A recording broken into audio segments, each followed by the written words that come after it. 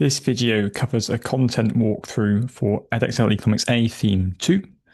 We're going to cover all the topics in Theme 2 from macro objectives, ADAS to policies and trade-offs. Use the timestamps in the description if you want to jump to specific topics, or watch the video all the way through if you want to see the analysis and evaluation points for different topics. Let's start with economic growth. So economic growth is an increase in real GDP, and the rate of economic growth is measured as the annual percentage change in real GDP. GDP itself is gross domestic product. This is the total value of goods and services produced within a country in a specified time period. There are different ways of measuring GDP. So real means that we're adjusting for inflation, and nominal means we are not adjusting for inflation. And so the link between nominal and real GDP is with this equation here. So real GDP takes nominal GDP and adjusts it for inflation by dividing through the current price index divided by 100. So here's an example of this. Let's suppose you have a very small economy whose GDP in nominal terms is £3 billion. The price level index is 120. That means that the price level has increased. Prices have increased 20% relative to the prices in 2015, the base year, let's say. So to calculate the real GDP today, we need to remove the effect of the inflation, the rise in the price. We divide our nominal GDP by the price index, 120, divided by 100, which is 1.2. And that gives us 2.5 billion, which is the real GDP. So we've removed the effect of the rising prices, the effect of inflation. We also might want to calculate GDP per capita, which just means GDP divided by population size. For example, if we have 1 million people, then we can divide our GDP number by 1 million to get GDP per capita. I should note that the GDP measures are measures of value. So we're multiplying the volume, the quantity produced, by the market price for the goods or services being produced to give us the value. Another measure we can use is GNI, or gross national income. This takes into account GDP, but also the net property income from abroad. So if you have profits coming from abroad, if you're a multinational coming back into the UK, or if you have dividends, so you own a share in the company, and if you're a shareholder, you get paid some money from that company, that's known as a dividend. So in a sense, GNI measures the total income earned by a country's residents, rather than the total value of goods and services produced within the country under GDP. There's another adjustment we can make to GDP, and it's to use purchasing power parity figures. This means that we're comparing the price of buying a basket of goods in different countries. In other words, we're taking GDP and we're taking into account the cost of living in each country. So for example, we could ask, how much does £100 worth of goods in the UK cost in pounds in the US?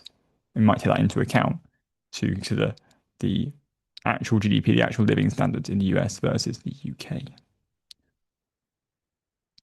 So what are the advantages of using GDP to measure living standards? Well, the pros are, if you have higher GDP, at least in real terms, that means more output being produced, a greater value of output being produced, and that might trickle down to higher incomes for workers, and that means that there's higher consumption and higher living standards. But GDP is also positively correlated with other measures of living standards, so healthcare and education.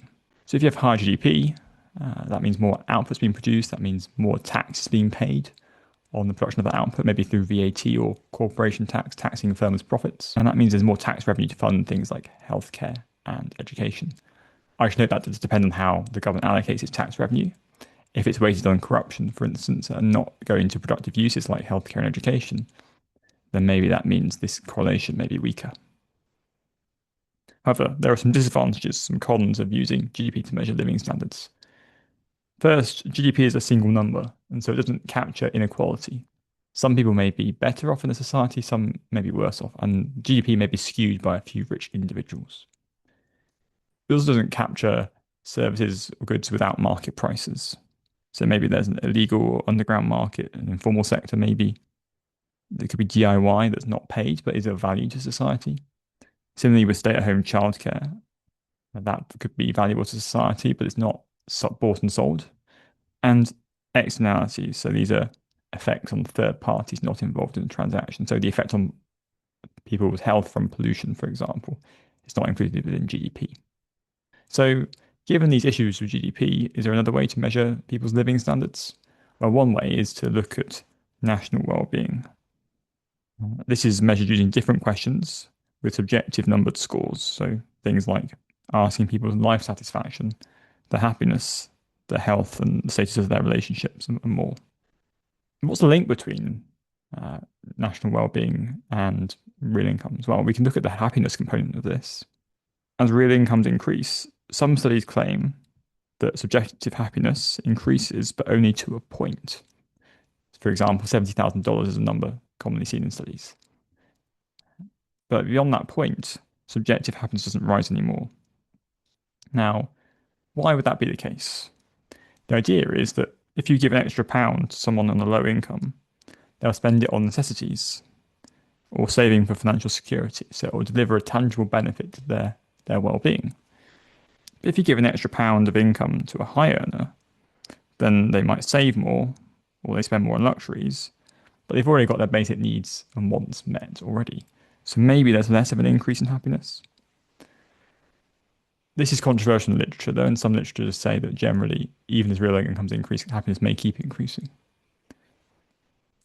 Overall, though, one advantage of GDP is that you can get the data from lots of different countries, and that allows you to compare living standards between different countries using, say, real GDP per capita measurements. So inflation is a persistent increase in the price level. Deflation is a persistent fall in the price level. And disinflation is a fall in the rate of inflation. So what does the price level mean, first of all? Well, one way to measure the price level is using the Consumer Price Index, where we take a basket of goods. And this basket of goods represents the types of goods that most households typically consume. Each good gets given a weight, and the more that's spent on that good by households, the greater the weight placed on that good. And then to calculate the inflation rate, the statisticians will measure the change in price of each good compared to 12 months ago, and then use the weights, combine all this information together to create an average increase in the price level, the inflation rate. So this might give us, for example, if the average price of goods and services weighted using CPI increases by 2% a year, our inflation rate would be 2%. Or if it falls, say 1% a year, then we'd have deflation, a negative inflation rate. Disinflation is when there's a fall in the rate of inflation. So maybe if the inflation rate falls from 3% to 2%. So in that case, the price level is still rising, but at a slower rate. So CPI does allow us to compare inflation rates in different countries. However, there are some drawbacks of using CPI.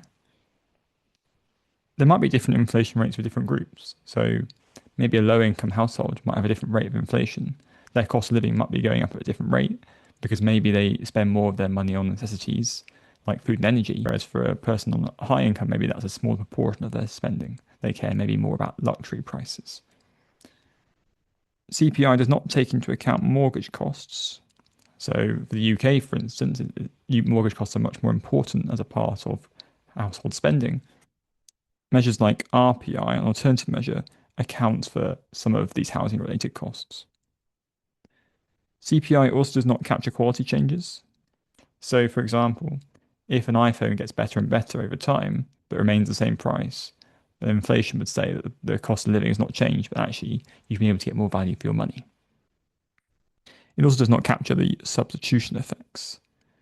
So, if a price of a particular good rises, you might expect people to lower their demand for that good and switch to cheaper alternatives. And that would help to reduce the effective rate of inflation that consumers face. But CPI doesn't take that into account. The weights do not immediately adjust. So what causes inflation? Well, there are three causes. The first is demand pull. And this is where there's an increase in the total demand, or what we're going to call aggregate demand, in the economy. So for example, if there's an increase in government spending on goods in the economy, this could lead to a shortage of goods or services at the current price level. And that might require a higher price level to ration that excess demand at the macro level. Another cause is cost push. Cost push inflation is when you have increased costs of production, such as higher energy costs for firms, or it could be other kinds of costs that could increase. And that's going to result in a fall in aggregate supply. And In other words, it's getting more expensive for firms to produce, so they're going to produce less. Firms may also pass on some of those energy costs to consumers with higher prices to prevent their profit margins from falling as much, and that's going to create the inflation. And you can see in these diagrams below, we'll come to explain these more later on, but this is essentially showing demand pull. This is going to show our demand curve, or aggregate demand, the level of the macroeconomy shifting right, and cost push inflation is going to show short aggregate supply, that's the macro equivalent of supply, shifting to the left, causing inflation, a rise in the price level, which is like in micro, the price axis, the vertical axis. The third cause of inflation, though, is the growth of the money supply. Now, this starts off with this equation, MV equals PY, where M is money supply, V is velocity of money, and that just means how often money changes hands. So if you have a £10 note and that changes hands 5 times in a year, your velocity of money would then be 5 per year in a sense. P is price level, and Y is real GDP. So this equation, this identity, is basically saying the amount of money spent in the economy in the year, the money supply times by how many times it changes hands, is the total value of all the transactions in the economy, P times Y. Now, the so-called quantity theory of money is going to assume that V and Y are fixed. At least V is fixed and Y is fixed in the long run. So if they're fixed, that means that if you double the money supply, you have more money chasing the same number of goods. And so the price level will also double, there'll be inflation. Money supply and price are proportional to one another. And that would mean there'd be inflation if the money supply goes up, for instance, if the central bank prints money. We could evaluate this, though, by saying, well, velocity and Y output may not be constant over time. So maybe if there's a downturn, people may be spending less, and that might mean money doesn't change hands as much, and the velocity of money may fall. And similarly, there may be reasons why output may be variable over time, particularly even in the long run. And we'll come on to some models later that maybe show this. So what are the consequences of inflation? Well, the first consequence is that it can lower real incomes. But we should be careful to specify for whom real incomes fall. Real incomes will only fall if inflation outpaces the growth rate of wages. This is typically the case for public sector workers, where it's more likely that inflation will outpace wage growth. As a result of this, consumers' purchasing power falls. They can buy less with the same income. And that means consumption may fall. I should note this does depend on the cause of inflation. So if you've got higher aggregate demand and the economy is booming, AD is increasing, that could mean that your real income is actually increasing at the same time as there's inflation. So you would not see an erosion of purchasing power. The second consequence is that savers and lenders are worse off. The idea is that inflation reduces the real value of savings. So if you've got £100 in the bank and there's inflation, that £100 of savings will then be able to afford you fewer goods in the future. Similarly for lenders, if they're lending £10,000 to someone, that £10,000 will have less value in the future if there's inflation. However, that means people who are borrowing money from the lenders, they're better off. Their real value of debt is now smaller. Let's say you have a £100 debt that you owe to a friend. If there's inflation, then everything else seems more expensive, you're earning more money, but the debts remain the same in nominal terms. This does depend on the response of interest rates to inflation. So if there is higher inflation, and we'll see this later, the central bank may be inclined to increase interest rates, and that might help increase the return to saving and partly compensate for the effect of inflation. If there's inflation in the UK, this could make our exports less price competitive. More expensive exports may reduce demand for exports from other countries. Of course, that does depend on what's happening with inflation rates abroad. If inflation rates abroad are also going up, then this effect is kind of cancelled out. There's also this term you need to know called menu costs, which is the cost to businesses of changing prices. So imagine there's a supermarket where there's inflation going on in the economy, and so the prices need to be updated every month. That's an extra cost to firms, essentially. However, we can argue that menu costs may be lower due to technology. So online shopping has made it much easier for firms to change prices with a click of a button. There are other consequences to inflation. So one is bringing forward consumption. So this is the idea that if goods are more expensive in the future, you might buy more today. There's also this idea of a wage price spiral. So the idea here is that if there are higher prices in the economy, then workers may ask for higher wages to compensate for the higher prices. And that might mean that there's cost push inflation because of higher wages. And that's going to lead to even higher prices. And so that spiral might continue of rising prices and rising wages.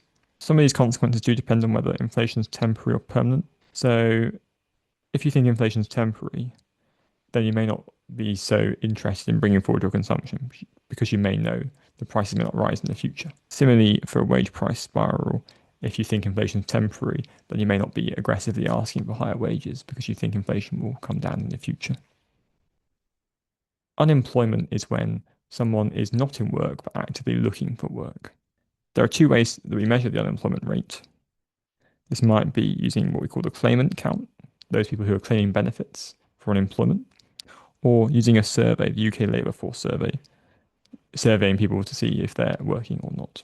So the claimant count does mean that we're getting a large amount of data in the survey, which might measure a smaller group of people. But the problem with the claimant count is that people who are unemployed, some of them may not want to claim benefits on account of the social stigma associated with claiming benefits, or for a feeling of pride not wanting to claim benefits. So the claimant count may underestimate the true level of unemployment. There's also this phenomenon of underemployment, where workers are employed but working fewer hours than they want to work. Maybe they're in a part-time job, but they want a full-time job. Or they're in a job where they're not making best use of their skills. So maybe they've got a qualification from university, but the job they're doing does not make use of their skills that they've learned at university. There's also economic inactivity. So this is the part of the working age population that is not in work and not actively seeking work. The difference between this and unemployment is that they're not actively seeking work. This could include people who are retired or students who you wouldn't expect to be looking for work. But it could also include people who have given up looking for work, maybe because they've been looking for so long and they're discouraged, so they give up. What are the effects of migration on employment or unemployment? Well, there are two kind of contrasting angles to think about it. It could have positive effects on employment or negative effects. So the first effect is that this higher supply of labour for substitutes may mean there's more workers employed in the country in total. There's also more unemployment because it reduces the employment of workers already in the country because they face more competition from other workers. However, there are some contrasting effects too. If you have more people in your economy, there's more people, meaning more consumption, more things are being consumed, and so you need more workers to produce those extra goods, and that would mean higher demand for workers, higher labour demand. So that would actually boost employment and reduce unemployment. There could also be, if there's migration, higher labour supply, more labour available for complementary labour. So it could be that maybe there you need a plumber and a bricklayer to build a house. And if you have more migration of bricklayers, that also means more houses are being built, which means more demand for the plumbers. So this is all going to depend on the skill sets of the migrants and the visa system. One final point I should note is that you could also get more new businesses being started. What are the causes of unemployment? So the first is structural unemployment, where there's a change in the structure of the economy. So an example of this would be the decline of coal in the UK economy, because coal was much more expensive to produce in the UK relative to other countries, and so demand for UK coal fell over time. And that meant there was less demand for labour in the coal industry, so these workers became unemployed. That left them without the skills. The skills needed for the coal industry were no longer in demand. Frictional unemployment means workers between jobs. So people may naturally be moving between jobs all the time, searching for a better job, or they've quit the job and looking for another one. This is to be expected in the economy, in a sense. Seasonal unemployment means there's a change in the seasonal demand for labour. So if you're working in a country where there's warm weather in the summer, then maybe there's a seasonal demand for tourism, or maybe you're working in a ski resort and there's demand for your tourist service in the winter. But then the rest of the year, maybe there's less demand, and that creates unemployment. Also, demand deficiency or cyclical unemployment. So this is when there's low aggregate demand in the economy. In other words, there's a downturn in the business cycle. So in a sense, this is more of a temporary cause, whereas structural is more permanent. So in a sense, this is a more temporary cause, whereas structural was more permanent. If there's less demand in the economy, there'll be less need for workers, and that will lead to unemployment. Real wage inflexibility. So this is where real wages are above the equilibrium wage. This could be due to a minimum wage or maybe due to a trade union.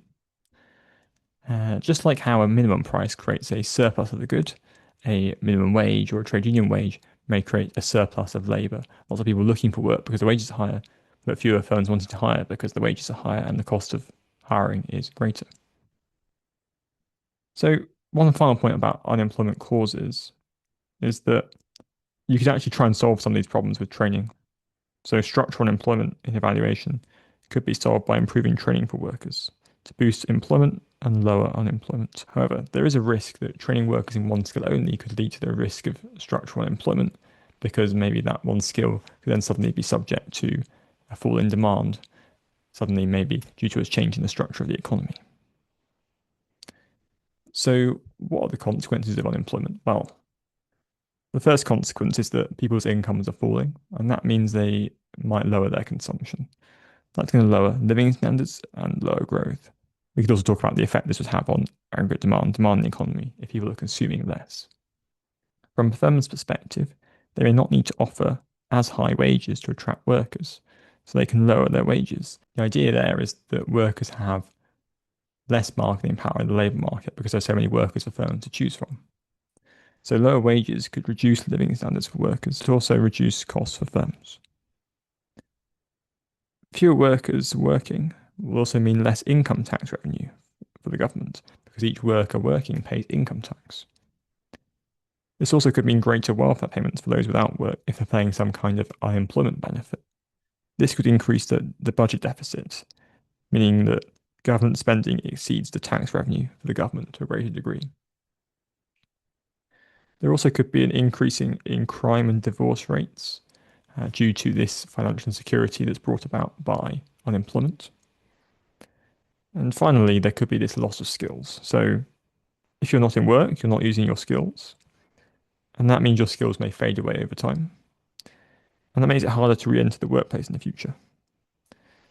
So this can lead to higher long-term unemployment. The idea being that higher unemployment today means you lose skills, and that makes you less employable in the future, increasing unemployment. This is known as hysteresis, where the unemployment rate today affects the unemployment rate in the future. And this can have a supply side effect in the economy, making the economy's productive capacity, or LRAS as we'll come on to, long run aggregate supply, fall. In evaluation, some of these impacts depend on the type of unemployment. So as we were saying before, frictional may be more short term, and it may be a good thing to have people searching for jobs that better match their skills over time. It also depends on the level of government intervention, so retraining, but also it could be infrastructure to help people move around more easily to find work, such as a train line. The balance of payments is a record of all cross-border transactions, and it consists of 3 different accounts. The first is the current account. It is mainly about exports, imports, and some flows of income across borders. You'll learn more detail about the current account in theme 4. The financial account is primarily about cross-border investment flows. This could be investment into a factory or machine, or it could be investment into stocks and shares. There's also the capital account, which is kind of a miscellaneous account capturing some other elements. So things like debt forgiveness, transfer of land, assets, mineral rights, patents, and so on. A current account definition for you to use is that current account is the net trade in goods and services, plus what we call net primary income. That includes things like if you earn a rent from renting a property abroad or interest from an investment abroad, plus net secondary income. These are things like remittances. So if you earn money in one country, send it back to your family in another, that would be remittances. Or it could be some kind of gifts or even aid. A current account deficit means that the outflows on this current account exceed the inflows. And that likely means that you've got low exports relative to imports. So what are the consequences of the current account deficit? Well, if you have low exports, relative to your imports, that means there's less demand in your economy. So we're going to say there's less aggregate demand, which we'll come on to shortly. And that's going to mean lower economic growth and lower national incomes. However, if you have more imports, it could be a good thing. It means that you can afford a greater variety of goods, and some of those imports could increase your living standards, buying things you couldn't normally buy in the UK. This all does depend on the cause of the current account deficit. So if you have a current account deficit because you are very wealthy or very rich, you have high real incomes, that means that you have higher living standards from your current account deficit because you're consuming lots of goods.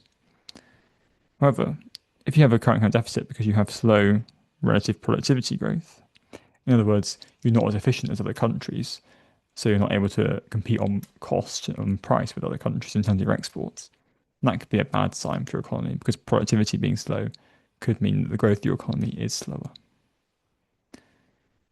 It should be noted that economies are connected through trade. So if one country has a current account deficit, that's likely to mean that someone else has another current account imbalance, but it'll be a surplus.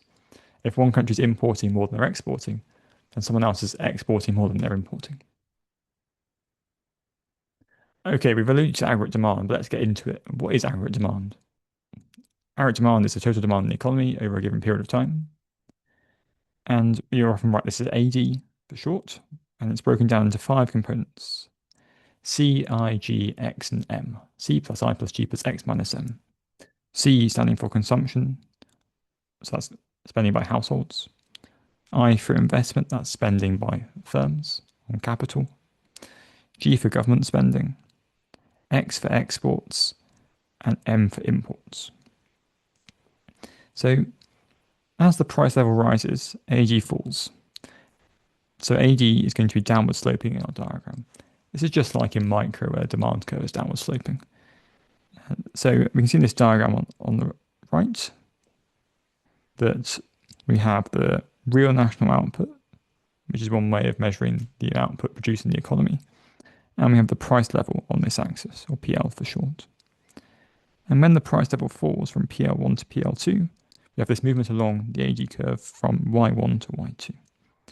But why is AD downward sloping?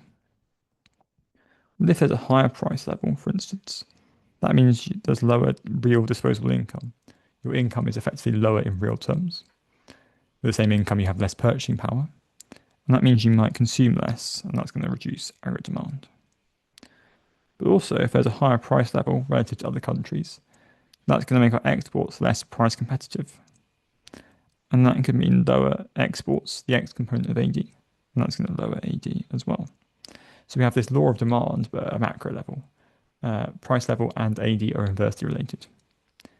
Now, if we change other factors, this will lead to a shift in the AD curve. We'll come on to some of those factors shortly, but this is going to look like a shift where at a given price level, the price level not changing, there is now higher aggregate demand, increasing from Y1 to Y2. Let's discuss the first component of AD, consumption. So this is the total value of goods and services bought by households. But which factors influence the level of consumption? Well, the first one to mention is disposable income. That's income remaining after taxes. So if you have more disposable income, that's going to boost consumption. But this gets weaker as income grows, because income grows, you'll begin to spend more of your money on necessities. But as you get richer and richer, maybe less of it's going to necessities and more of it's going to saving instead rather than consumption. Also, if taxes were to fall, lower income tax, for instance, that would also boost disposable income. And that would mean there's more income left over after tax, and that would also boost consumption. I should also note this depends on consumer confidence. So even if you get more income, but you're worried about the future, whether you lose your job in the future, for instance, and there's a risk of a downturn, then maybe you might not spend more. Interest rates are the reward for saving and the cost for borrowing. If there's a higher interest rate, you're going to increase the cost for borrowing and increase the reward for saving.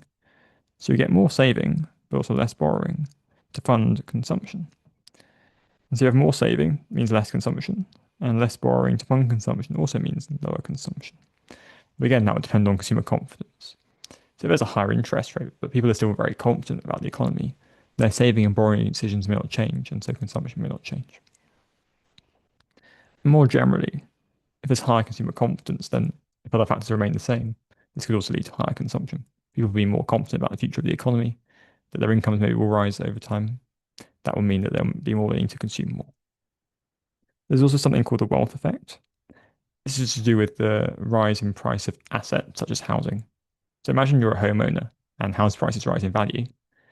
Then that makes you more confident because your wealth has gone up in value. And that could mean that you might consume more. However, if house prices rise in evaluation, it's more difficult to get on the housing ladder for first-time buyers. And that could mean that those trying to save up for their first property have to reduce their consumption and increase their saving to afford the deposit. So investment is total spending by firms on goods and services. Net investment is the gross investment minus what we call depreciation. In this context, that means the wear and tear of your capital or whatever you're investing in as a firm. But what determines the level of investment? Well, the first type of determinant is the economic growth rate. So if you have an economic growth rate that's rising, or similarly, if your business confidence is increasing, then that means that as a firm, you might expect your demand for your product to be higher in the future. And that's because you think people's incomes are growing relatively quickly, and so there's more money available for people to spend in the future. And that could lead to higher investment to make sure you can satisfy that extra demand. Also, animal spirits. This means that emotions affect investor choices. So think about maybe some investors having this kind of herd behavior where lots of investors think that the economy is doing well and they kind of convince themselves that the economy is doing well. They become overconfident. And that means that your investment's more likely to be perceived as being successful. And that could increase investment today. Interest rates can also influence investment. So if you increase the cost of borrowing by increasing the interest rate, you might get less borrowing to invest. And similarly with access to credit. So if it's harder to get a loan for a business, this is often the case for small businesses, then that will make it harder for businesses to invest as well. This does depend on whether investment is funded by profit or borrowing, however. So if it's funded by profits from the company, then they won't be so reliant on borrowing, and so interest rate changes won't affect investment as much. If profit rises, this could be due to lower tax on profits, or it could be due to higher export demand that increases the firm's revenue and profits. That means that firms have more funds for investment, and so that might mean higher investment. However, just because a firm makes higher profit doesn't mean it will invest more. Maybe instead that money could be given to shareholders directly by paying them extra income in the form of what we call dividend payments. So if there's stricter regulation, that can mean there's more forms for firms to fill out. That could increase firm costs, and that could reduce profits and give firms less funds to invest. However, in evaluation, some regulation, maybe for instance around making sure banks are secure and are less likely to fail, could reduce uncertainty and actually boost investment instead. Government spending is total government expenditure on goods and services. So there are two key influences you need to know. One key influence on government spending is the trade cycle. So if the economy is in a boom, for instance, or the economy is producing more than its capacity, then that would mean that it's operating at a lower level of unemployment, and that would reduce the amount the government has to spend on welfare if the economy is booming, and that would mean lower government spending. Conversely, we could also say about fiscal policy more generally. So if you have what's called a Keynesian policy, this is where you try to smooth out the business cycle, where if there's a downturn, you increase government spending to bring up demand in the economy, aggregate demand, and you lower government spending in booms again to bring aggregate demand back down to a normal level to prevent inflation. However, you could also have an opposite policy if you have a different view of fiscal policy. Net trade is the final component of AD. What influences net exports, X minus M? Well, the first one is real income. So if you have higher incomes in your country, let's say the UK, that means higher import demand into the UK. So UK consumers want to import more goods. Higher imports, and that means lower net exports, lower AD. The next influences the exchange rate. The exchange rate is the value of one currency in terms of another, so the value of the pound in terms of dollars, or the value of the pound in terms of euros. There could be what's called a depreciation. That's where there's a fall in the value of the currency relative to another. As a depreciation, this will make exports cheaper and imports dearer. And that's going to mean if exports are cheaper, there's higher demand for exports and lower demand for imports if imports are more expensive. And that could increase the total value of exports minus imports. This does depend on how price elastic the demand for exports and imports is, how responsive this link in the chain is, by how much does export demand rise and by how much does import demand fall. Also, protectionism. These are things like tariffs, so a tax on imports. If you tax something, there's less of it typically. So if you tax imports, you might get less imports because they become more expensive. And so people would import less, and that would increase your net trade. If there's a global downturn, this could reduce incomes in the rest of the world, and that can mean lower demand for exports, and X minus M would also fall. Finally, also export quality. If export quality increases, that could boost export demand, or if there's improved trade relations with other countries, they could want to buy more of our exports. So that's aggregate demand, but what about aggregate supply? Aggregate supply is the total supply in the economy for a given time period. And we'll see different aggregate supply types. Some can be upward sloping, vertical, or flat, depending on what you assume. Again, a change in the price level leads to a movement along the AS curve. Just like in micro, if a change in price leads to a movement along the supply curve. A change in any other factor that affects AS is going to lead to a shift in the AS curve. And we should make a differentiation between the short run in economics, where at least one factor of production is fixed. So you think maybe it's difficult to change the number of machines or factories you have in the short term, but maybe you can hire workers more easily. But in the long run, all factors of production are variable, meaning you can change the amount you have of capital, of labour, and so on. So the first type of aggregate supply is the short run aggregate supply. This is upward sloping. And the idea is that if there's a higher price level, then that means there's a higher profit margin from selling goods. There's greater incentives to supply, and that would mean your short run aggregate supply would increase. This is very similar logic to the micro supply curve about why it's upward sloping. And so you can see in the diagram here, if the price level increases from PL1 to PL2, we get an increase in short run aggregate supply from Y1 to Y2. But other factors, if they change, could shift the SRAS. And generally, the SRAS shifts when there are changes in business costs. So for example, if there are lower costs of raw materials or energy, this could mean there are lower costs of production for the firm. So it's more incentivized to supply. That's going to shift the SRAS to the right. And you can see it in this diagram here. For a given price level, PL1, short run aggregate supply increases from Y1 to Y2. There could also be an appreciation in the currency. So where the currency rises in value versus other currencies, that's going to make imports cheaper. So if you're importing raw materials, say steel or oil, that's going to mean lower input costs. Also, if there's a fall in value of VAT, so VAT might be a tax that's paid by businesses, and it could be passed on to consumers at higher prices, of course, but paid directly by businesses at least. And if there's a fall in the cost of paying that tax for businesses, or if there's a fall in tariff rates, businesses don't have to pay as much tax on imports, that could lower business costs and also shift the SRAS to the right, increasing short run aggregate supply. There are two different types of LRAS. One's the classical LRAS, or long run aggregate supply. So this diagram in the top right denotes the classical LRAS. It's vertical, it's perfectly inelastic with respect to the price level at this full employment level of output. And the classical LRAS is telling a story that the economy will always return to this level of output in the long run, no matter what happens. And often you'll see it paired with the SRAS on the same diagram. But you can also draw them separately if you wish. The Keynesian LRAS, however, often stands alone without an SRAS. And this is shown in the diagram on the bottom right.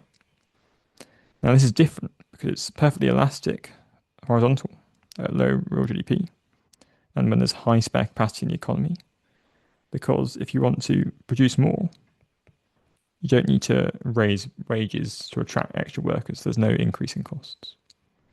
But it is, again, perfectly elastic. But again, it is perfectly inelastic at high real GDP at this point.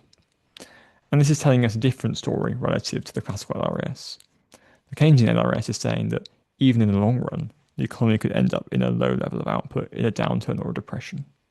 So what shifts the LRAS? Generally, a rule to remember is that changes in the quality or the quantity of factors of production supplied will shift the LRAS. And that's important, that word supplied. It's not about the demand of factors of production, it's about their supply. And so this acronym Q squared cell, quality and quantity of capital, enterprise, land and labour, is something that some people use to remember this.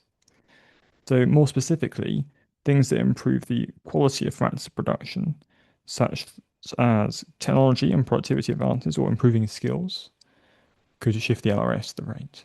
So technology and productivity mean you can produce more with the same input if they grow. Also, if you improve worker skills, you again can produce more with the same amount of work. If you have cuts to income tax or corporation tax being the tax on a firm's profit, you might incentivize workers and businesses to work more in the case of workers, or maybe to grow the business. And that could increase your productive capacity as well, or your LRS. It could also make you more motivated to work, and that could increase your productivity too, because you get to keep more of your income as a worker. Deregulation reduces the costs for firms of complying with regulation with paperwork. And that could mean there's an increase in profits, and that could mean that firms invest more of their money in capital, increasing the quantity of capital. It could also mean that firms redistribute or shift some of their workers away from paperwork into productive activities, increasing the productive capacity. And it could also remove barriers to entry, which could encourage more firms to enter the market. Also, if you have migration or demographic changes, so if you have more people in your economy through migration or changes in birth rates, that could also increase the labour supply. And also competition policies. If you break up a large firm, this could reduce monopoly power. I mean, there are more firms in the market competing against each other, and that could increase supply and potential output in the economy. So we've done AD, we've done AS, let's combine them together. So generally speaking, where SRAS meets AD is going to be a short-run equilibrium, and where LRAS meets AD is a long-run equilibrium. If you have a diagram like this on the right, you can see that we're combining LRAS and AD on the same diagram. And so, for example, where LRAS meets AD gives us the equilibrium price level and the equilibrium output, just like how where supply meets demand gives us the equilibrium price and quantity in micro. So if there's a shift right in an aggregate supply curve, like SRAS, LRAS, generally this will lead to a lower price level and higher real GDP. So we can use these diagrams to show the effects of shifts in AD or LRAS. But how about if AD shifts right? This could be, say, due to higher consumer confidence. And if AD shifts right, this would be shown as a shift from AD to AD1 in this diagram. And that would mean the economy in equilibrium moves from point A to begin with to, in the short run, where SRAS meets AD1, the new AD curve at point B. So move from A to B. And you could just show the SRAS and AD if you like. But there's actually a bit more going on here. And the long run equilibrium is where AD meets LRAS here. Now, at point C, to get from point B to C, the short run to long run, what happens? Well, at point B, we're above the full employment level of output. So firms may need to raise wages to attract workers away from other firms. But raising wages is going to increase costs for businesses, and that's going to mean, well, as you can see here, the SRAS shifts left. There's less incentive to supply. And that means that over time, you eventually reach to point C, moving from point B, and that's where the long run real GDP reverts back to its original level. So remember we said the classical LRAS is telling us that no matter what happens in the economy, in the long run, it will revert back to this level of output, Y1 in this case. But that's how it happens. The Keynesian LRAS, however, tells a different story, and the effects of AD shifts will depend on the level of capacity in the economy. If there's high spare capacity, so real GDP is very low to begin with, this intersection of AD and LRAS relative to the maximum level of output on the LRAS vertical part, then if you have a shift in AD to the right, from AD to AD1, you'll see that the price level doesn't change. There's no inflation. But there is a rise in real GDP, or real national output. But the opposite occurs if there's little spare capacity. If AD shifts to the right from AD2 to AD3, then to find extra workers to produce that extra output, then firms need to poach them off other firms because there aren't many workers left available. And that means wages are going to go up, costs are going to go up, there's going to be inflation. And so the inflation effect is very large. The price level rises from PL2 to PL3. But you don't actually get much growth because you're just trading the same workers, you're not actually producing more. And so real GDP does not increase as much. But generally speaking, if you've got an AD shift to the right, you're going to see economic growth, you're going to see higher inflation of the demand pool type. And so you could see this on this diagram here, particularly from AD2 to AD3. There's an inflation increase and there's, in this case, a small economic growth increase. National income and the circular flow. So the circular flow of income shows the flow of money in the economy. Flows, when we think of flows, we think about things like income. Income is a flow. Wealth is the stock, the value of the assets you hold. So injections increase national income or flow, and injections include things like investment, government spending, and exports, all components of AD apart from imports and consumption. Withdrawals, however, decrease national income. That means things like savings, taxes, or imports. They take money out of the economy. Now, this diagram here is one way of showing the circular flow. So let's look at the left-hand side to begin with. We've got households and firms in this economy. Now, households may supply their labour to firms. In return, they get money in the form of wage, their income. That's the left-hand side. The right-hand side is that firms will sell goods to households, but in exchange, households will spend the money, so the money flows back around the economy. And then the money may flow back to paying workers' wages, and then the workers will spend the money, and so on. Now, the injections and leakages also play a role in this economy. I've shown a simplified version here where exports, government spending, and investment could mean extra money. In this case, it could be for firms, for instance, or it could be to households as well. And savings, tax, and imports maybe mean money's leaking out of the UK economy or another economy from households, but you could also show it from firms in the case of some taxes as well. So that's the circular flow of income diagram. The multiplier is when an initial injection, so remember injections were investment, government spending, and exports, into the economy leads to an even larger change in real GDP, or aggregate demand. The multiplier ratio is the change in real income in total divided by the injection.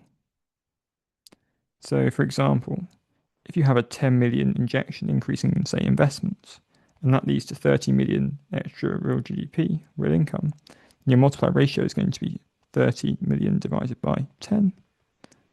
It's going to be 3.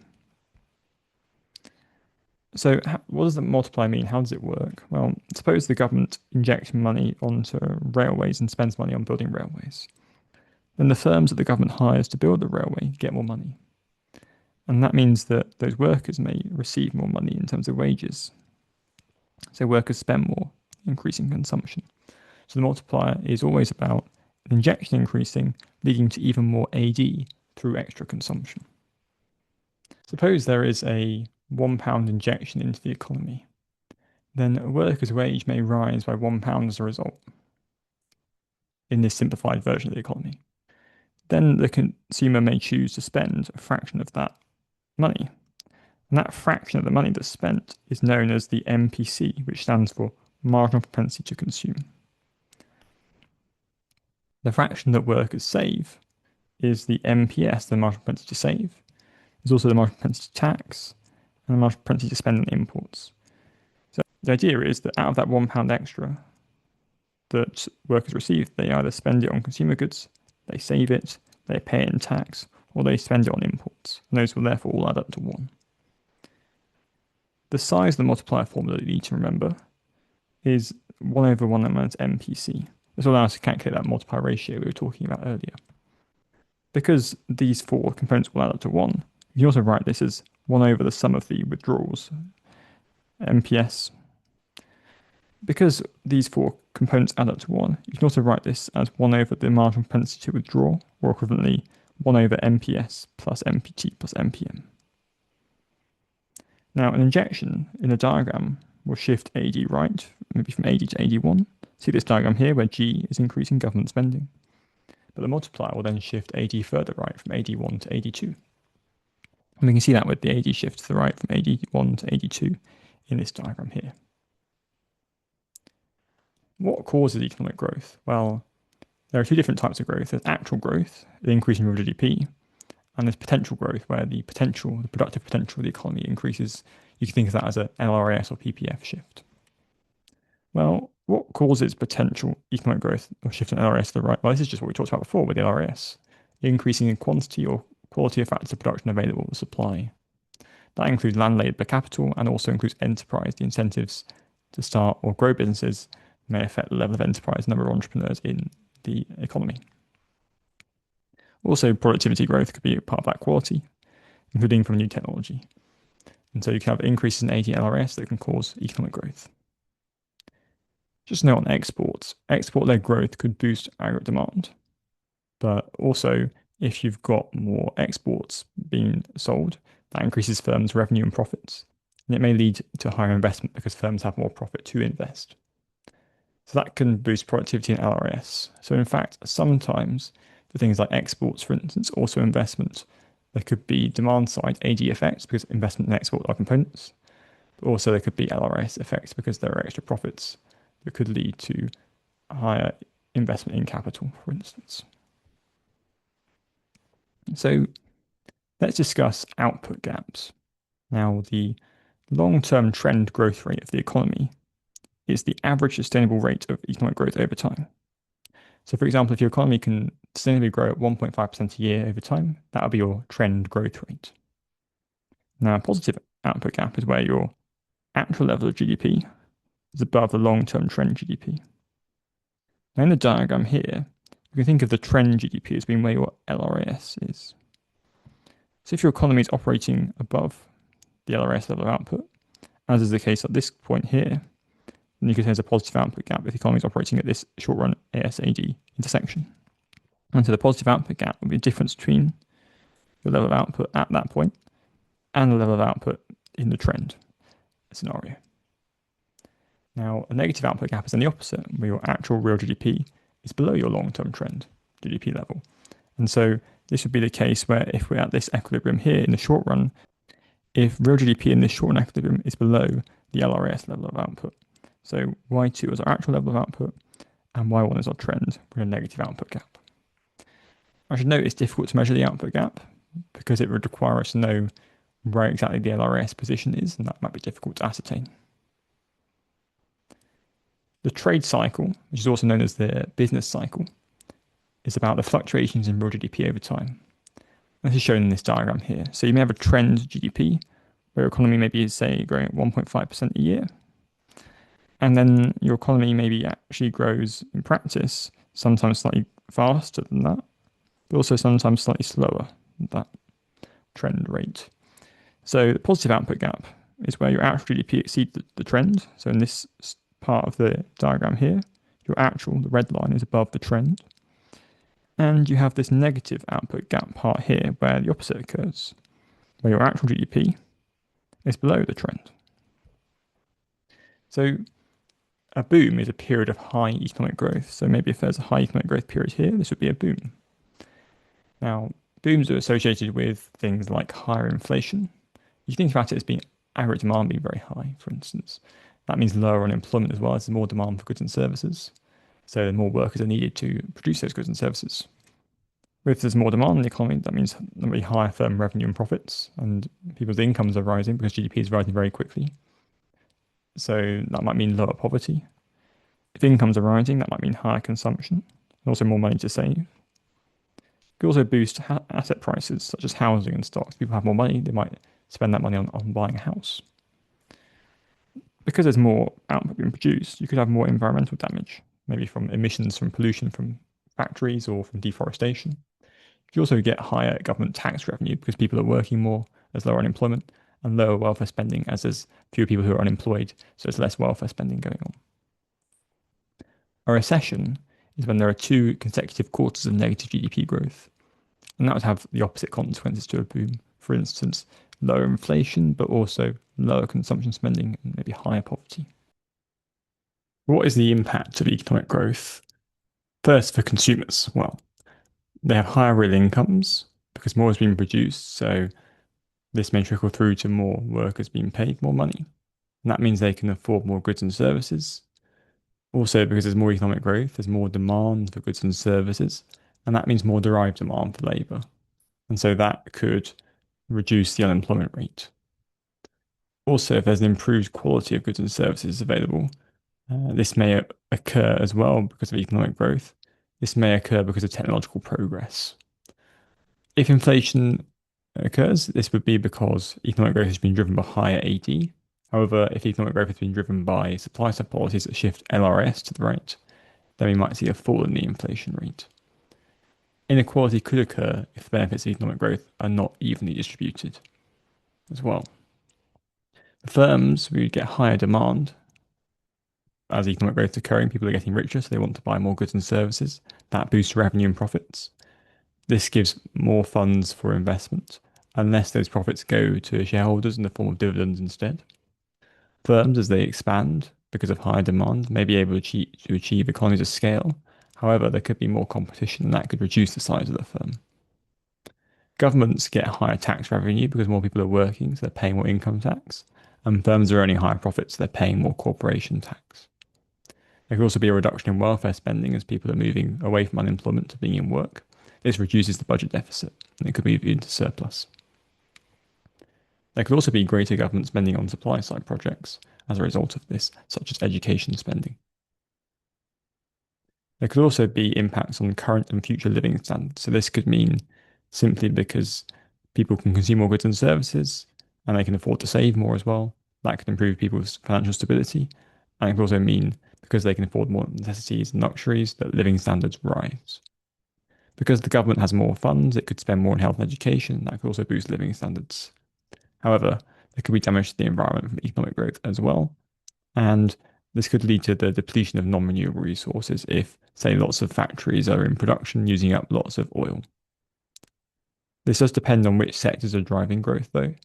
And so if you have a sector like EVs driving growth, then that could be consistent with an improvement in the environment while there's economic growth. There's more about economic growth in the sections on GDP measurement at the start and about trade-offs at the very end. Let's go on to macro objectives. So here are different possible macro objectives. You've got economic growth, low unemployment, or sometimes known as full employment, low and stable rate of inflation, balanced payments equilibrium or balance on current account, a balanced government budget, and protection of the environment, as well as reduced income inequality or being closer to income equality. So let's cover different policies. The first policy to discuss is monetary policy. This includes changes to interest rates, money supply, and exchange rates. This includes also something called quantitative easing. So the Bank of England in the UK, specifically the Monetary Policy Committee or MPC, which has 9 members, sets monetary policy. They aim for an inflation target. In 2026, this is 2% inflation, plus or minus 1 percentage point. The MPC takes into account different factors when deciding monetary policy. So it could be the inflation rate and forecast for that, as well as forecasts for the output gap, the unemployment rate, wage growth, asset prices, and the financial stability of the economy. In this part of the course, we'll cover 2 key tools of monetary policy, interest rates and quantitative easing or QE. So we said earlier that interest rates are the reward for saving and the cost for borrowing. So if you have a higher interest rate, the first effect is that you have higher reward for saving and a higher cost of borrowing. So if you have a higher reward for saving, you might have more saving. And if you have a higher cost of borrowing, you might have less borrowing. And that's going to mean if people are saving more, they may be spending less of their income. If people are borrowing less, they're spending less on things that they typically borrow for, like a house or maybe it's a car. So that could reduce consumption, which would lower AD. This does depend on consumer confidence. So if consumers are confident, then even though high interest rates are occurring, they may carry on spending the same amount regardless. This does, however, create a risk of financial instability if borrowers cannot repay loans en masse. So suppose, for instance, that the borrowing costs go up and some borrowers can't suddenly repay their mortgages, then that could mean people stop paying their mortgages, they might default on them. And that could mean that the banks that are lending the money could then face financial difficulty. Higher interest rates also increase the cost of borrowing for firms, and that means firms are disincentivized from investment unless they're investing from profits they've already made, retained profits and evaluation.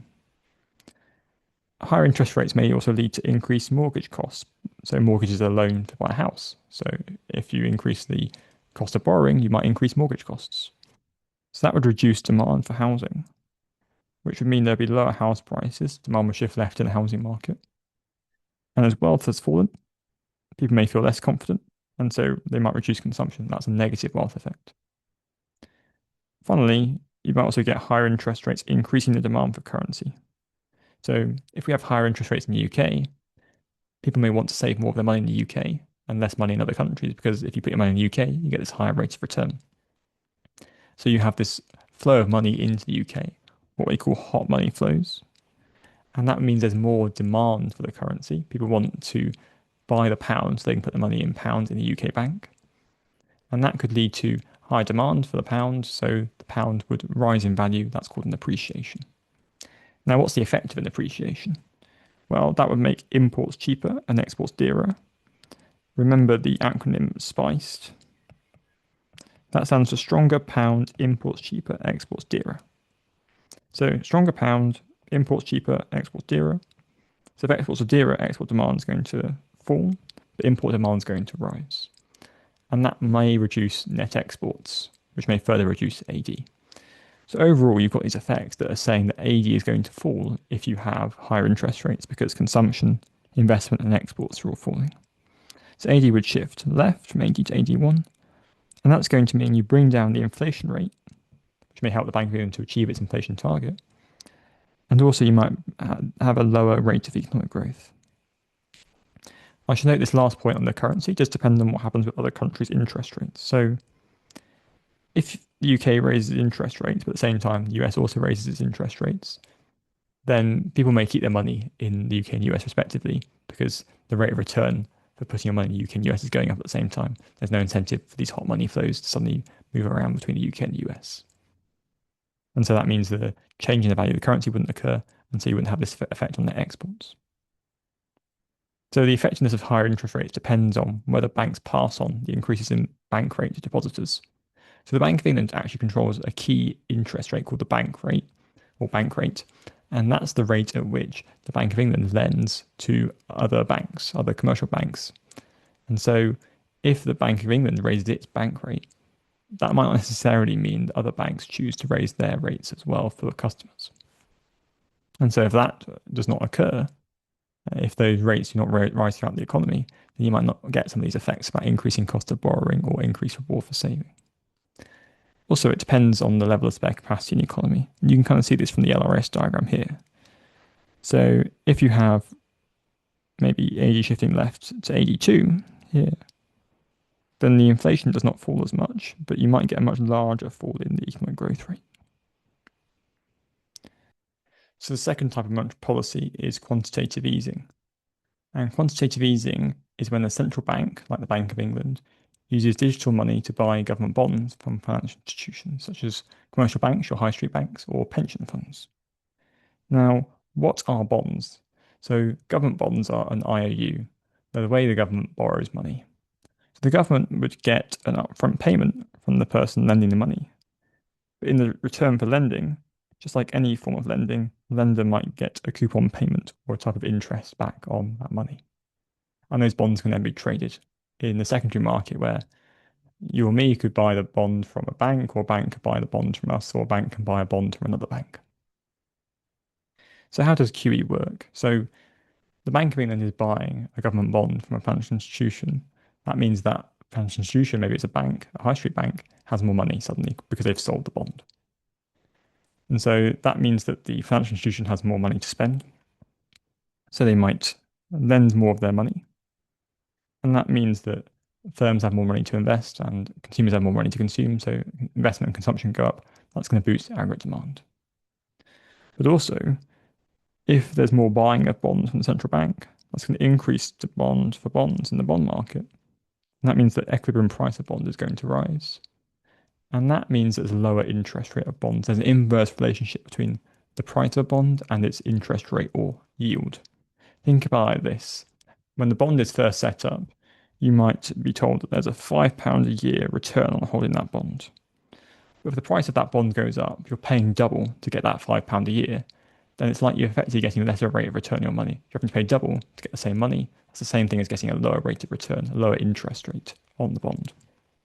So if there are lower interest rates, lower rates of return on holding bonds, that encourages banks to lend rather than keep money in these safer, lower interest assets. And that might mean more lending to businesses, which might boost investment.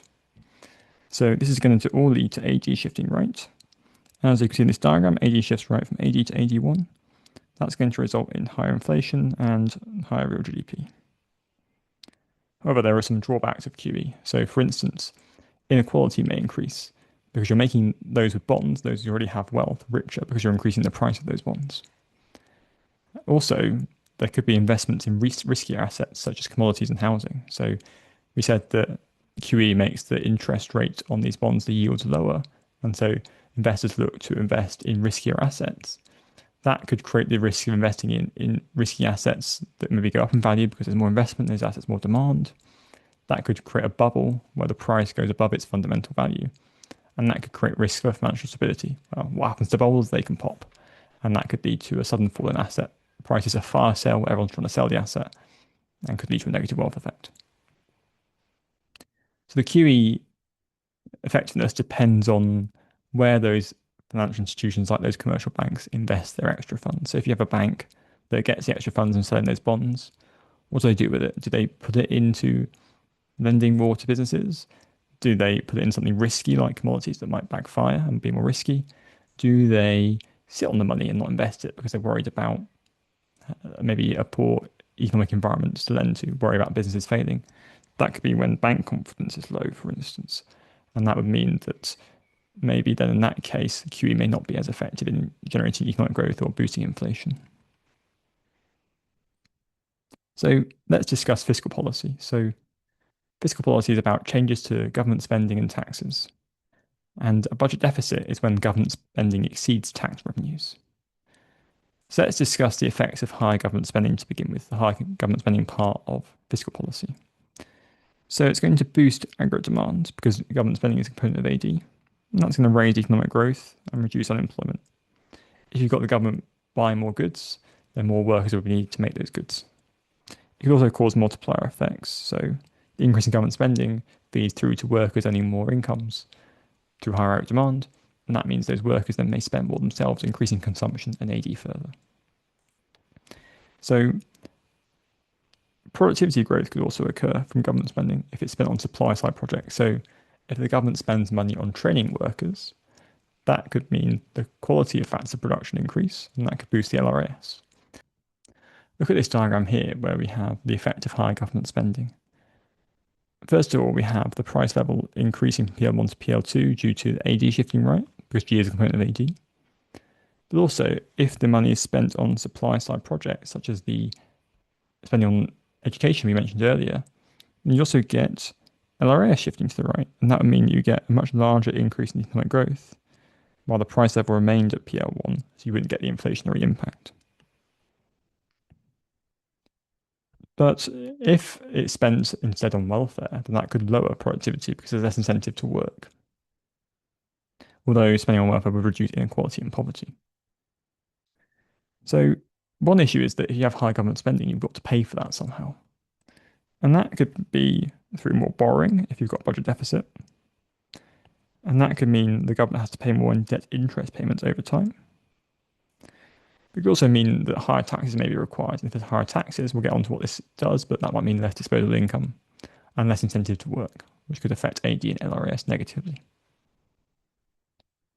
The third way to pay for it is to cut other areas of government spending. So if you want to spend more on education, you might have to give up spending on healthcare. And that has an opportunity cost. The cost that you're foregoing as some other benefit from spending on healthcare in that case.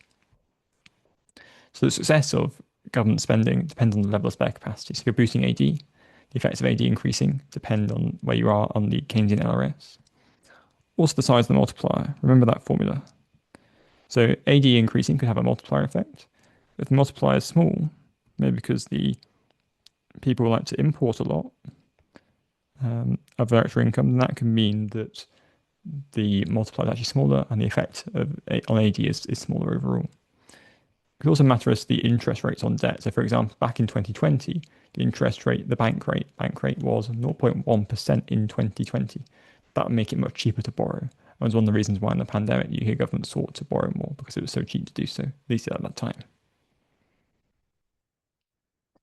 Fiscal policy in terms of taxes. So there are two kinds of categories of taxes. So there are the direct taxes. This includes things like income tax, corporation tax, a tax on profits, capital gains tax, a tax on income from selling an asset. There are also indirect taxes. So these are taxes on expenditure that are paid directly by firms, but maybe passed on indirectly to consumers through higher prices. So things like VAT or alcohol duties. So let's think about income tax cuts and direct taxes. So income tax cuts will raise disposable income. You get to keep more of your extra income. That means higher consumption, higher AD. Also, a corporation tax cut, if firms get to keep more of their profits, that means they have more funds to invest, and that means higher investment, higher AD. So first effect is higher AD from these cuts in direct taxes. Of course, this depends on consumer and business confidence. So if consumers and businesses are very worried about the economy and worried about their future jobs or their future demand for their product, then even if taxes are cut, they may not spend more, so AD may not shift to the right. However, taxes may also have a supply side effect. More workers may enter the market if there's a lower income tax, and more firms may enter the industry if there's a lower corporation tax rate. They're more incentivized to work or grow their business. And so LRS may shift to the right. And we can see this in the diagram here. AD shifting right, LRS shifting right, resulting in an increase in real GDP, employment. If it's only the AD effect that dominates, then you get higher inflation. But if you have AD and LRS effect combined, you may have less of an impact on inflation overall. One drawback is that tax cuts can increase the budget deficit if you're earning less revenue from people working or people paying tax through their companies' profits. And as I mentioned before, it can be inflationary if that AD effect exceeds the LRS effect. Indirect tax cut will shift SRAS to the right. And then the idea here is that if you cut VAT, you're reducing the cost that businesses have to pay directly. And that means SRAS shifts to the right. That means there'll be lower inflation. The price level falls from PL1 to PL2, and there'll be higher economic growth. Real national output rising. However, that doesn't also mean lower government tax revenue, which could increase the size of the budget deficit.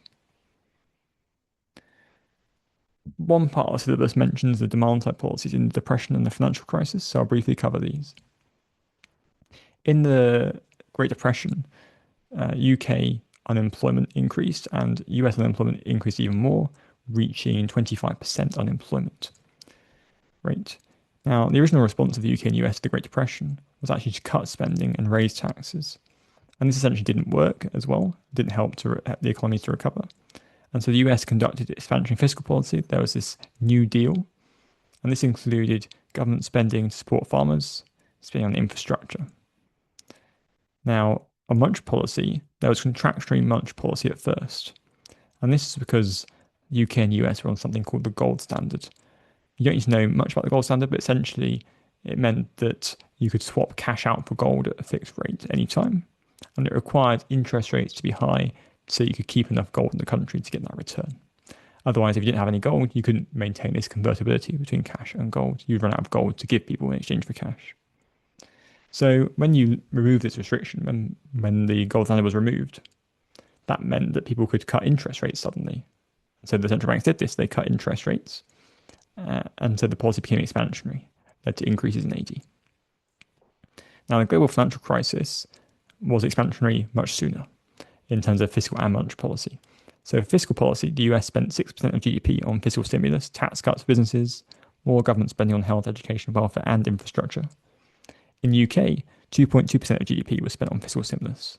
This included a VAT cut, spending on health, education, infrastructure, as well as green energy. But there was a move to reduce the budget deficit from 2010 onwards. Now, monetary policy also saw cuts in interest rates, about 5 percentage points in terms of cuts in terms of interest rates in the UK and the US. But also, this is where quantitative easing was tried in the UK and the US for the first time. And so this meant £375 billion of bonds were bought by the UK's Bank of England, and $4.5 trillion of bonds were bought by the US Central Bank, the Federal Reserve. So let's discuss supply-side policies, and first let's cover the market-based policies. So supply-side policies generally aim to increase the productive capacity of the economy. Productive capacity basically means the LRAS, the long-run aggregate supply. So market-based supply-side policies involve a reduced role for government in the economy. So an example of this would be privatization. Privatization is when there's a sale of a state-owned firm to the private sector, such as selling British Airways to the private sector. And the objective here is, by making firms private, they might aim to maximize their profits, as opposed to under a government-run firm where social welfare may be maximized instead. And by maximizing profit, this encourages firms to cut costs and to be more efficient to achieve higher profits. So if they're cutting costs, that's going to increase SRAS. And if they're being more productive, making more use of their available factors of production to increase their revenue and to lower their cost per unit, that could increase the LRASs too. But in evaluation, this could mean that they cut back on investments to lower their costs as well, which could actually reduce AD. On the other hand, though, if you have more profit, there could be more funds available to invest. And so you have this diagram here where you have SRAS shifting to the right, LRAS shifting to the right, and that's resulting in higher real GDP, and it's also reducing the rate of inflation from PR1 to PR2. However, if the privatized firm is only maximizing profit, not taking into account externalities, then this could lead to harms to third parties, such as more pollution. It could also lead to job losses to cut costs, so employment may actually reduce. Deregulation means reducing the amount of paperwork for firms. So this could mean that firms can reallocate their efforts of workers away from paperwork to productive activities, reduce costs from fewer lawyers needing to be hired, and lower barriers to entry make it easier for firms to enter the market, so you could get more entrepreneurs in the market. So this will lead SRAS and LRAS to shift to the right. With LRAS shifting right due to this reallocation of effort and lower barriers to entry, but SRAS shifting right due to lower business costs.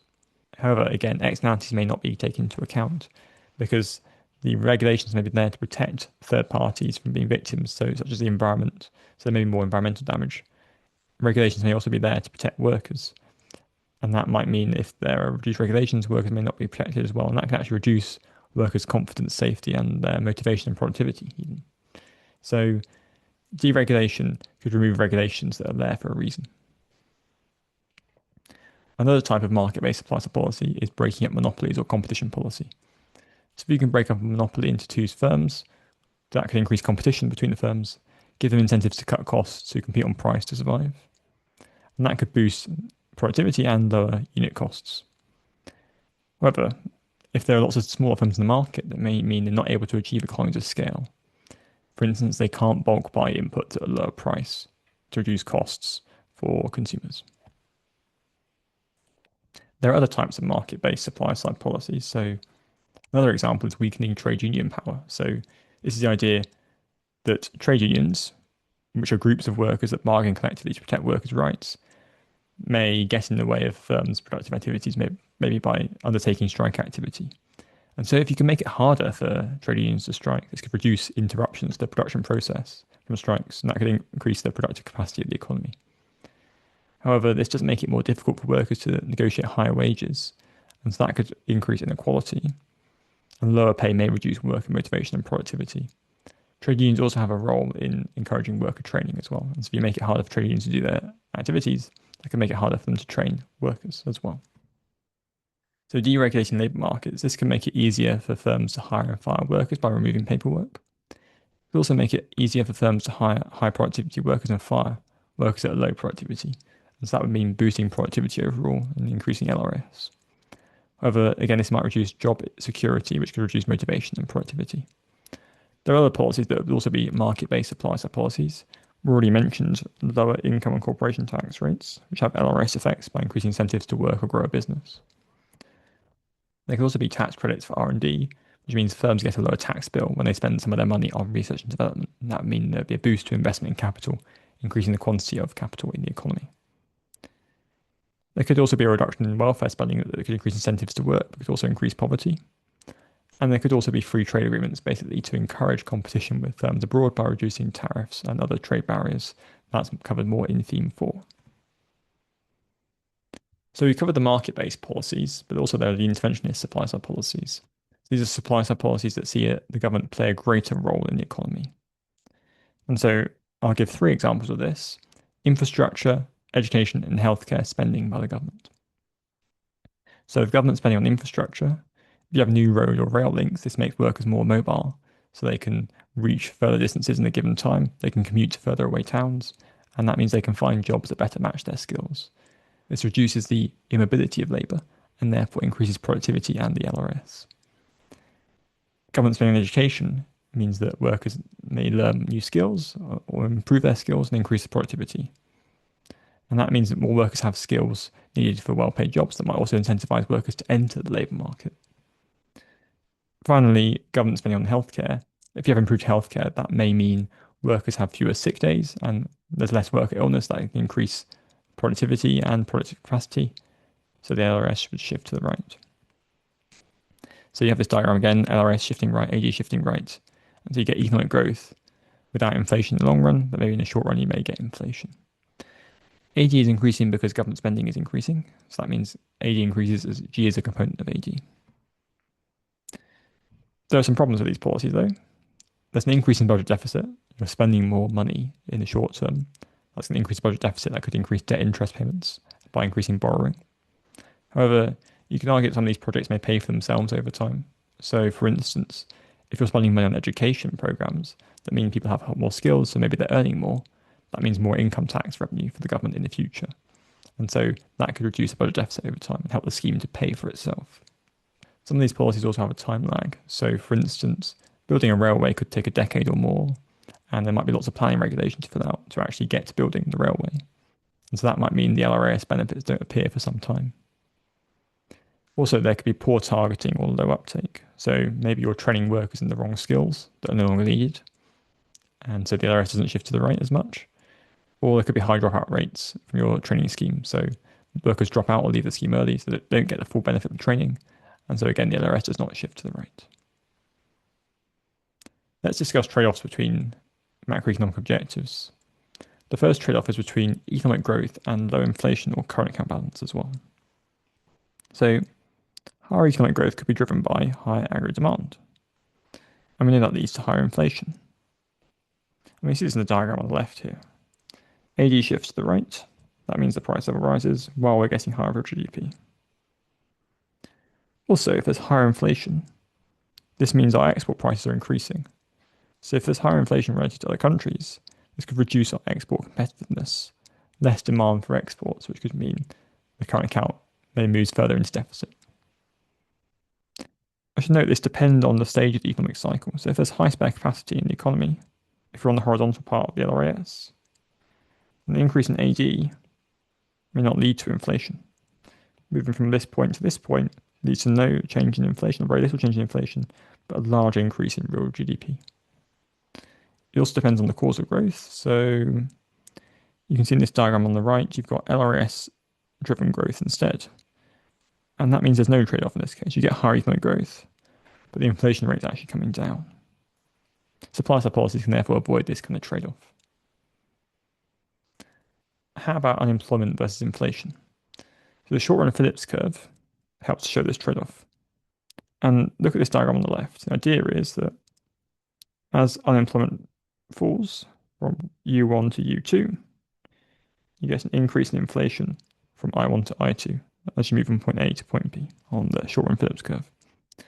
But why is the short-run Phillips curve this shape? Why is it showing this inverse relationship between unemployment rate and inflation rate? One way to explain it is if you have lower unemployment, for example, due to higher AD in the economy, so you need more workers to produce those goods, then that means there's more bargaining power for workers in the economy. Because if you want to hire workers, you might have to poach them from another firm that's already hiring them. And so firms may have to pay workers more to poach them. So that means higher wages, which means higher costs for firms, which means higher prices. Another way to explain it is that if you've got lower unemployment or higher AD, then if there's higher demand in the economy, that means prices may have to rise to ration the excess demand. So one way to think about this is that the Phillips curve in the short run is quite similar to the ASAD model in the short run as well. So suppose we have an increase in AD, maybe due to higher consumer confidence. And so AD shifts right from AD to AD1. Well, this means higher real GDP, higher RNO, which means higher derived demand for labour and lower unemployment. At the same time, though, inflation is increasing. So both the Phillips curve in the short run and the SRAS AD model show the trade-off between unemployment and inflation. As unemployment falls, inflation rises. In evaluation, this depends on the slope of the Phillips curve. So with globalization, a greater proportion of goods from our CPI basket of goods come from abroad. And if you have prices of things like oil or fruit or other commodities, prices of those are less impacted by changes in the UK level of unemployment. So even if unemployment falls, this might have less of an impact on the overall inflation rate. This will make your short-run Phillips curve appear flatter, something like this. There are some other trade-offs you could mention. I'll just give two of these trade-offs. So one is growth versus the environment. So if you have economic growth, that means there's more production and construction going on in the economy, and that could damage habitats and lead to more pollution. If you have economic growth, you can also have higher real incomes. As a result, there's more demand for goods and services, and you'll therefore need more workers to produce those, so incomes rise. And if there are higher real incomes, there might be more consumption of goods, including cars and manufactured goods. And there could be pollution in part of the consumption process as well. So higher traffic leading to more pollution, more people have cars, and more pollution from manufacturing processes needed to produce those extra goods. And there's a way to think about it the other way around as well. So starting with environmental protection, if you want to protect the environment through, say, indirect taxes and pollution permits, you're going to raise the costs for businesses. Say if you hit them with a carbon tax or ultra low emission zone tax, that could shift SRAS to the left by increasing costs for businesses, and that could slow economic growth. In evaluation, though, this depends on the sectors that are driving growth. If your growth is driven by green sectors, renewable energy, EVs, then maybe there isn't as much of a trade-off between growth and the environment. Growth may come at the benefit of the environment in that case. Also, economic growth means more people working and earning, and more businesses making more profit. So you have higher tax revenue from income tax and corporation tax. So you may spend more money on environmental protection. Also, we talked about indirect taxes harming economic growth, but you can also achieve environmental protection by subsidizing green products, and that could lower costs for businesses. There's also a trade-off between growth and inequality. So imagine growth is led by globalization. So this means countries becoming increasingly interdependent. Then you may have higher incomes for some groups of workers and lower incomes for others. So for instance, if your economy is becoming connected with another economy, then you maybe have some multinational company that may offshore their production to a cheaper cost of labor country, maybe like a clothing company, for example. That means there are lower costs of production, but that means that some workers in the developed country have lost their jobs, they've been displaced as the firm has moved abroad. But at the same time, though, there are more profits available in that company, so maybe managers in that company may be paid more. Instead of globalization-led growth, you can also get automation-led growth. So this is where maybe you have machinery replacing workers. And if machinery is replacing workers, that means those workers who are being replaced have lower incomes or less demand for their labor.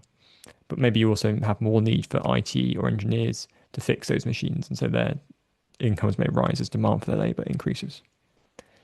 In evaluation of this, you could use higher tax receipts to enable distribution. So if you have growth that's occurring, you get more tax revenue from income tax and corporation tax. And that means you can spend that money to support those who've lost their jobs.